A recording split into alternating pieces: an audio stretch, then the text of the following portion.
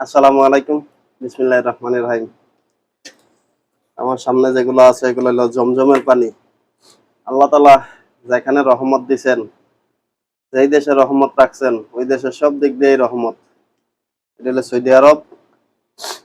দেখেন জমজমের পানিগুলা, মানে আমি বলার উদ্দেশ্য হইলো যে এই দেশে তো তেলও আছে, প্রচুর পরিমাণে সরকারের ইনকাম হইলো তেলের উপরে। কিন্তু পাশাপাশি এই জমজমের পানি লক্ষ লক্ষ বোতল দৈনিক বিক্রি হইতেছে। তো এদিক দিয়েও দেখেন কত রহমত। আল্লাহ তাআলা সৌদি আরবের উপরে সব দিক দিয়ে রহমত দিয়ে রাখছে। এই একটা বোতলের দাম 10 রিয়াল, কোনো কোনো জায়গায় 15 রিয়াল, কোনো জায়গায় 20 রিয়াল বেচা হয়।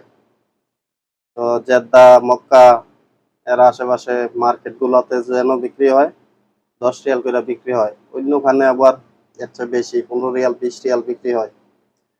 তা আসলে এই পানি থেকেও এই দেশের সরকারের কত হাজার হাজার ইনকাম। তো এই পানি যাত্রা বোতলজাত করে বিক্রি করাতে সকলের জন্য সুবিধা হয়েছে। না হইলে মানুষ মক্কা যাইয়া জমজমের পানি খাইতো অথবা মদিনা যাইয়া পানি খাইতো, পাইতো না।